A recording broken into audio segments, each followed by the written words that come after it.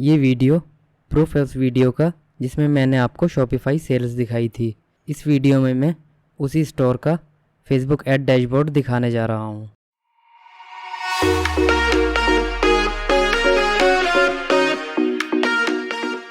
हे minus Fardeen, इस video में मैं आपको फेसबुक ऐड डैशबोर्ड टूर कराने वाला हूँ। सबसे पहले मैं ऐड मैनेजर खोल लेता हूँ अपने स्टोर का। ऐड मैनेजर मेरा ओपन हो गया है। ओपन होने के बाद आपको कंप्लीट डेटा दिखाई देगा, जैसा कि आपको मेरे ऐड मैनेजर में दिखाई दे रहा है, क्योंकि मैंने प्रीवियसली ऐड रन किए हैं। तो मैं क्या करूँगा, मंथ बाय मंथ फ़िल्टर लगाऊँगा जिससे मैं आपको डेटा दिखा सकूँ। तो सबसे पहले मैं स्टार्टिंग से चला जाता हूँ और मैंने नवंबर में शायद स्टार्ट किया था, मैं चेक कर लेता हूँ। हाँ, मैंने नवंबर में ही स्टार्ट किया था। नवंबर में मैंने टेस्टिंग स्टार्ट की थी। 2200 मैंने स्पेंड किए हैं नवंबर में, क्योंकि ये टेस्टिंग फ़ेज़ है। टेस्टिंग में कम ही स्पेंड करते हैं क्योंकि हम प्रोडक्ट टेस्ट कर रहे हैं। अगर हमें रिज़ल्ट मिल जाते हैं तो उसे कंटिन्यू करते हैं 100 परचेज़ तक। उसके बाद हम देखते हैं RTO आता है या नहीं आता। तो मैंने इसमें ऐसे ही किया था। मुझे अभी ये नहीं पता था कि मेरा कितना RTO परसेंटेज रहेगा।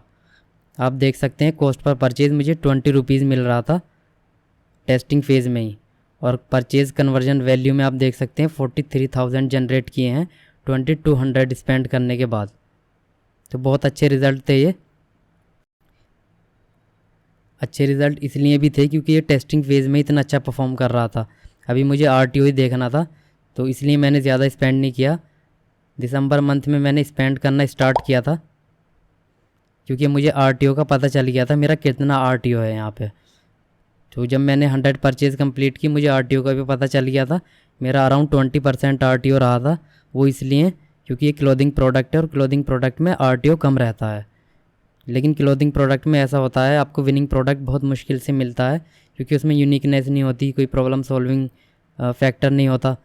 क्लोथिंग प्रोडक्ट है तो उसमें ढूंढना जो है ना मुश्किल हो जाता है और सेल लाना भी मुश्किल हो जाता है। लेकिन मुझे मिल गया था तो मैं इसको कंटिन्यू करके स्केल करके मैं यहाँ से प्रॉफिट कमा सकता था। तो मैंने ऐसे ही किया। मैं आगे वीडियो में आपको दिखाने वाला हूँ।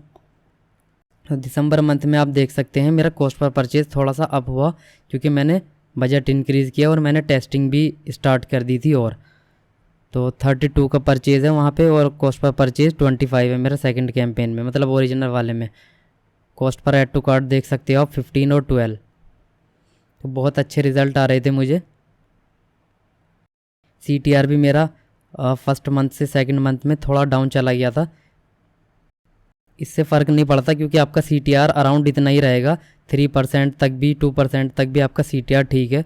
सबसे मेन डेटा जो है आपका ऐड टू कार्ट और कॉस्ट पर परचेज़ होता है, तो उसको आपने ध्यान में रखना है, cost per add to cart और कॉस्ट पर परचेज़। अगर आप प्रॉफिटेबल हो तो ठीक है, अगर नहीं हो तो आपका CTR चाहे कितना भी आप हो उससे फ़र्क नहीं पड़ता। उसके बाद आ जाते हैं जनवरी मंथ में। जनवरी मंथ में भी शायद मेरे यही कैंपेन्स लाइव थे। मैंने कोई कैंपेन नहीं बनाया था, मैंने इन्हीं कैंपेन्स को कंटिन्यू रखा और मैंने स्पेंड भी इंक्रीज़ नहीं किया था इस स्टोर पे, क्योंकि मैं एक और स्टोर भी चला रहा था। तो मैं इस स्टोर पे ज़्यादा बजट इंक्रीज़ नहीं कर रहा था क्योंकि मैनेज करना मुश्किल हो जाता है फिर। जनवरी मंथ में भी मुझे अच्छी खासी सेल जनरेट हुई थी और यहाँ पे मेरा ROS देख सकते हो आप। अच्छा ROS था यहाँ पे भी और कॉस्ट पर परचेज़ बहुत ज़्यादा प्रॉफिटेबल था मैं। अगर मेरी कॉस्ट पर परचेज़ 100 भी रहती तो भी मैं प्रॉफिटेबल रहता। तो आप इससे अंदाज़ा लगा सकते हैं कि मेरा 30 का एवरेज था कॉस्ट पर परचेज़ पे, और अगर 100 तक भी जाती तो भी मैं प्रॉफिटेबल था। तो अभी तो मैं और भी ज़्यादा प्रॉफिटेबल हूँ। और मेरा RTO भी यहाँ पे 20% था इस स्टोर पे, तो मैं बहुत अच्छा प्रॉफिटेबल था इस स्टोर पे और मैं इसे धीरे धीरे कंटिन्यू करना चाह रहा था। इसी स्टोर का मैंने शॉपिफाई ऐड डैशबोर्ड भी दिखाया है, शॉपिफाई डैशबोर्ड भी दिखाया है। उसका वीडियो मैंने अपनी सेकंड वीडियो में डाला था, तो आप वो भी चेक कर सकते हैं। मैं उसका लिंक भी दे दूँगा डिस्क्रिप्शन में।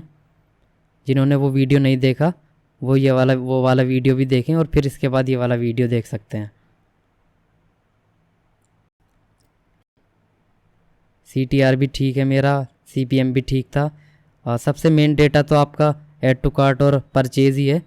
तो अगर ओवरऑल वहाँ पे प्रॉफिटेबल हैं आप, कॉस्ट पर परचेज़ आपकी प्रॉफिटेबल है और RTO के अकॉर्डिंग आप प्रॉफिटेबल हैं, तो आप इसको कंटिन्यू कर सकते हैं, कोई भी स्टोर हो आप उसको कंटिन्यू कर सकते हैं।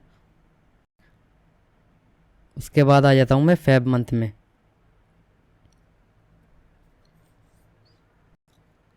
फेब मंथ में मैंने दूसरे कैंपेन्स भी लॉन्च किए थे। अभी मैं आपको कैंपेन लेवल पे दिखा रहा हूँ, अभी मैं आपको ऐड ग्रुप लेवल पे भी दिखाऊंगा लास्ट में मैंने कौन कौन से इंटरेस्ट डाले थे और किन किन ऐड ग्रुप से मेरा सेल आया। यहाँ पे मैंने CBO ही कैंपेन लॉन्च किए हुए हैं, लेकिन मैंने इस मंथ में एक ABO कैंपेन भी लॉन्च किया था जो कि 7400 स्पेंड दिखा रहा है, आप देख सकते हैं। तो इसमें मैंने ओवरऑल 30,000, आप सबसे नीचे देख सकते हैं अमाउंट स्पेंड में 30,000 स्पेंड किया था। ROS 17 है, 17 नहीं है, 17 एक कैंपेन का है, एवरेज कम हो जाएगा थोड़ा। यहाँ पे मेरा ABO कैंपेन से आप देख सकते हो 60 रुपये की कॉस्ट पर परचेज़ आ रही थी, और मेरे जो CBO कैंपेन्स जो चल रहे थे वो 46, और सबसे फर्स्ट वाला आप देख सकते हो 23 जो बेस्ट परफॉर्मिंग है। वैसे तो सारी प्रॉफिटेबल हैं, मैं किसी को भी ऑफ़ नहीं करना चाह रहा था और ना मैंने किसी को ऑफ़ किया था, क्योंकि जब तक प्रॉफिटेबल है आपको नए इंटरेस्ट मिल रहे हैं तो आप कंटिन्यू कर सकते हो।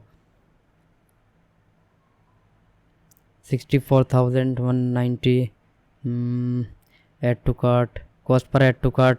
देखो उसका cost per add to cart ज़्यादा है तो उसका कॉस्ट पर परचेज़ भी ज़्यादा है, इसीलिए।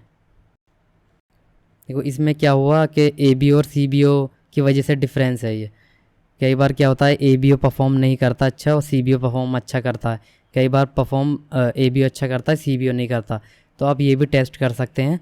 मेरे केस में क्या हो रहा था, CBO अच्छा परफॉर्म कर रहा था तो मैं CBO कैंपेन ही ज़्यादा बनाता था और उसी को कंटिन्यू करता था, उसी को स्केल करने की कोशिश करता था।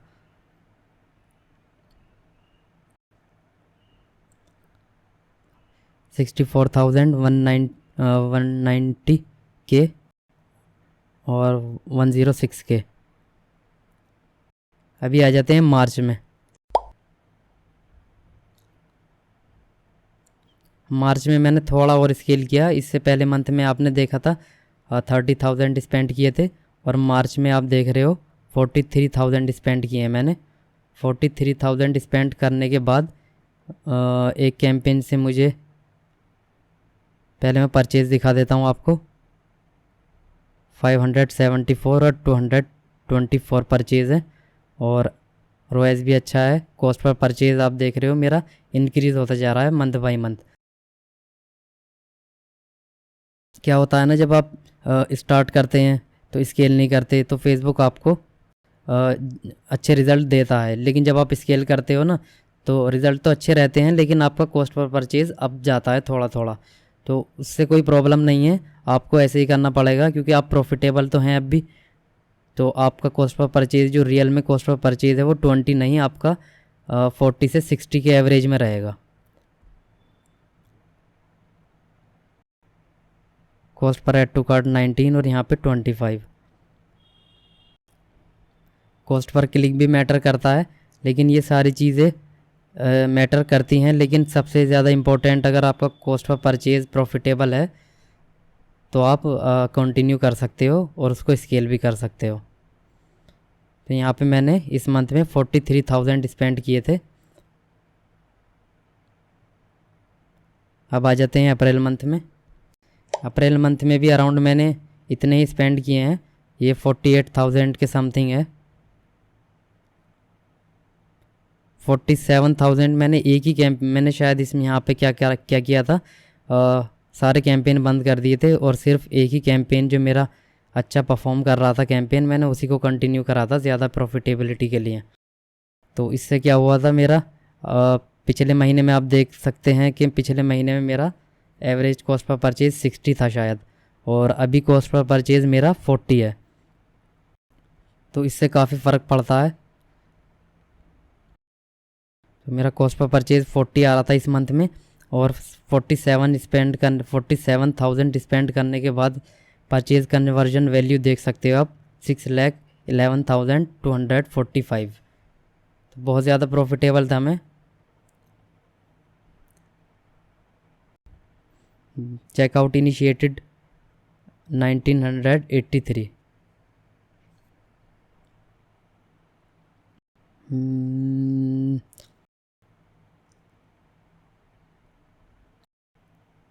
कॉस्ट पर चेकआउट इनिशिएट 24 और कॉस्ट पर परचेज़ 40।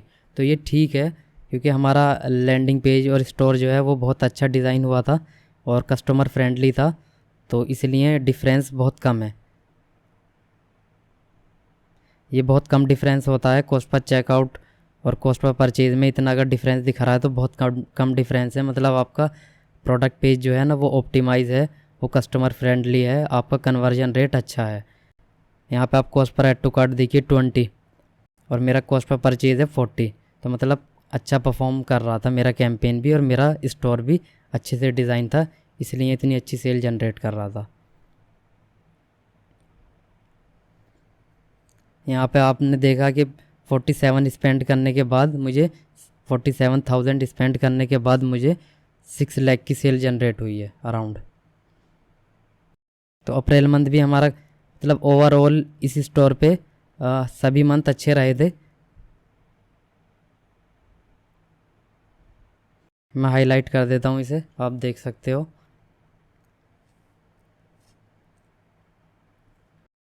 अभी आ जाते हैं नेक्स्ट मंथ में, 1 मई टू 31 मई। मई में मैंने इसको कंटिन्यू करना मतलब अपना बजट जो है मैंने कम कर दिया था। वो इसलिए किया था, मेरे याद है कि यहाँ पे क्या हुआ था, क्योंकि मैं इन्वेंट्री परचेज़ कर रहा था, अभी ड्रॉप शिपिंग नहीं कर रहा था, क्योंकि मैंने इसे स्टोर को ब्रांडेड स्टोर में कन्वर्ट कर दिया था।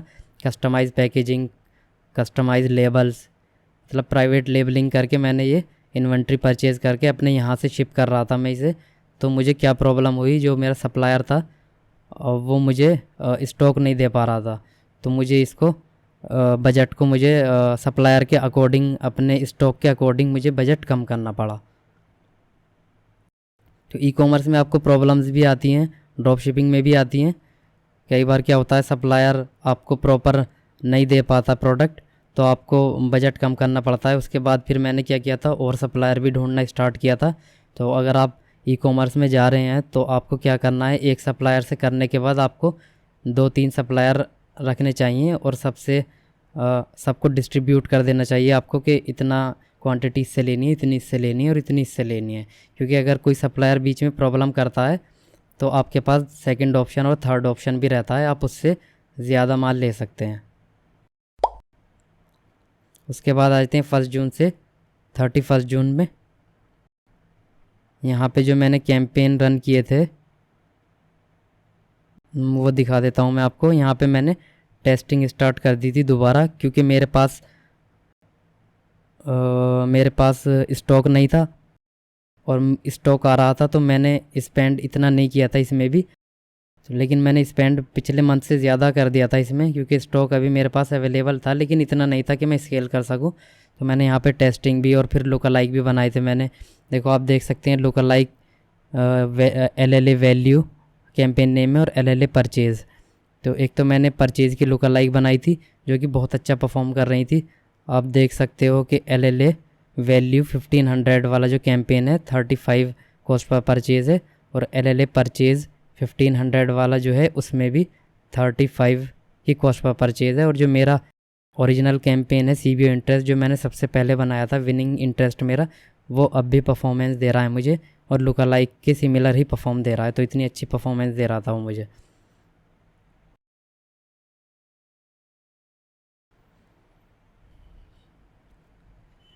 CPC भी देख सकते हैं आप, CPC 2.38 मतलब कॉस्ट पर क्लिक होता है ये। कस्टमर की जो क्लिक्स आ रही हैं वो कितने की कॉस्टिंग लग रही है आपको एक क्लिक की, आपके स्टोर पे आने में आपको कितना पैसा खर्च करना पड़ रहा है कि एक कस्टमर आपकी वेबसाइट पे आ जाए। उसके बाद आ जाते हैं जुलाई मंथ में। जुलाई मंथ में मैंने फिर से थोड़ा स्केल किया था, क्योंकि मैं ई कॉमर्स कर रहा था तो प्रोडक्ट की प्रॉब्लम हो रही थी मुझे, इन्वेंट्री की प्रॉब्लम हो रही थी। लेकिन इसमें मुझे प्रॉफिटेबिलिटी ज़्यादा थी और कम स्पेंड करने के बाद मुझे इतनी परचेज़ मिल रही थी। तो ये भी मैं, आप ये समझिए कि 43,000 भी अगर मैंने स्पेंड किए तो मैंने बहुत ज़्यादा स्केल किया था इसे। इतना तो मैं पहले भी स्पेंड कर रहा था, मुझे अच्छी खासी सेल जनरेट हो रही थी। तो इसमें क्या किया था मैंने, रिटारगेटिंग कैंपेन भी चलाए हैं यहाँ पे, और मैंने लुक अलाइक भी चलाए हैं, ABO में भी ट्राई किया लुक अलाइक मैंने, और जो मेरे कस्टमर्स थे, एग्जिस्टिंग कस्टमर जो थे मेरे, मैंने उनको वापस ऐड दिखाया। तो ऐसे वैसे करते नहीं हैं ई-कॉमर्स में, ज़्यादातर वो रिटारगेटिंग करते हैं ऐड टू कार्ट वालों को, जिन्होंने ऐड टू कार्ट किया है, चेकआउट इनिशिएट किया। लेकिन मैंने क्या किया, जिन्होंने परचेज़ भी किया था ना, मैंने उन पे भी ऐड चला के दिखाया था, तो वो शायद परफॉर्म नहीं किया था, वो अभी ऑफ दिखा रहा है यहाँ पे, और कोई स्पेंड भी नहीं है उसका। 250 बजट डाला था मैंने। बाकी मेरे जो परफॉर्म कर रहे हैं, आप कॉस्ट पर परचेज़ देखिए, 29, 55 टू 47 इसने परफॉर्म नहीं किया। ये मैंने लोकल एरिया में चलाया था, 32, 40 और 46, मतलब जो मेरे पिछले मंथ थे उनसे अच्छा परफॉर्म मिला मुझे इस मंथ में। ज़्यादातर जो मेरे कैंपेन थे वो 40, 29, 55 अच्छी सेल जनरेट हुई थी मुझे इस मंथ में भी।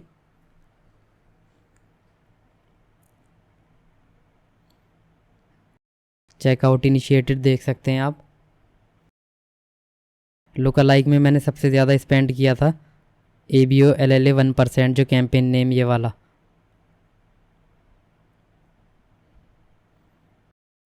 Cost per add to cart, जब भी आप स्टोर बनाओ और फिर उसको फेसबुक ऐड रन करो और आपको डेटा मिलने लगे, तो आपको सारा डेटा रीड करना चाहिए, उसके अकॉर्डिंग आप चेंजेस करोगे अपने स्टोर पे। क्योंकि जैसे अगर आपका CTR कम है तो आप क्या करोगे, CTR कम का मतलब ये होता है कि आपका जो ऐड क्रिएटिव है उस पर क्लिक नहीं आ पा रहे, तो आपको वो चेंज करना चाहिए। अगर ऐड टू कार्ट ज़्यादा हैं और परचेज़ कम है, तो आपको क्या करना है, प्रोडक्ट पेज को और ऑप्टिमाइज़ करना है, क्योंकि लोग ऐड टू कार्ट कर रहे हैं, परचेज़ नहीं कर रहे। या तो आपका प्रोडक्ट पेज ऑप्टिमाइज़ करना है आपको, या आपको प्राइस में चेंजिंग करना है, तभी ये प्रॉब्लम आती है। तो अभी हमारा सारा कंप्लीट हो चुका है ऐड स्पेंड।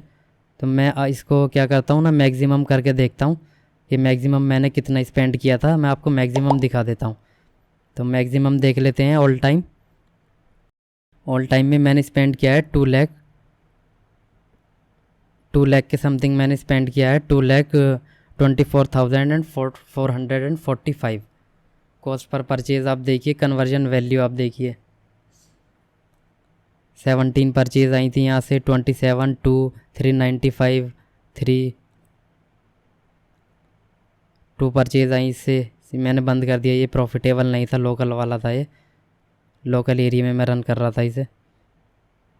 ये अच्छा परफॉर्म किया था इसने, लेकिन ये कंटिन्यू नहीं किया मैंने। ये तो बेस्ट परफॉर्मिंग है, 15,000 स्पेंड किया और 1 लाख की सेल, 2 लाख की सेल है अराउंड। यहाँ पे 7,000 स्पेंड किए और 85,000 की सेल है। यहाँ पे मैंने 90,000 स्पेंड किए हैं और मुझे 11 लैक्स की सेल है। 90,000 स्पेंड करने के बाद 11 लाख की सेल। 30,000 स्पेंड किए हैं यहाँ पे, 3 लाख सेल। 17,000 स्पेंड किए हैं यहाँ पे और 667 परचेज़ हैं। कॉस्ट पर परचेज़ 25 और अराउंड 3 लाख की सेल है। यहाँ पे 150 के है और यहाँ पे 14,000 स्पेंड किए हैं और 2,30,877 की सेल है। सो नाउ अभी हम टोटल कर लेते हैं कि हमने कितना अमाउंट स्पेंड किया और कितना रेवेन्यू जनरेट किया। तो अमाउंट स्पेंड वाले कॉलम में देखेंगे आप, 2.2 लैक्स मैंने स्पेंड किया है एडवर्टाइजिंग में।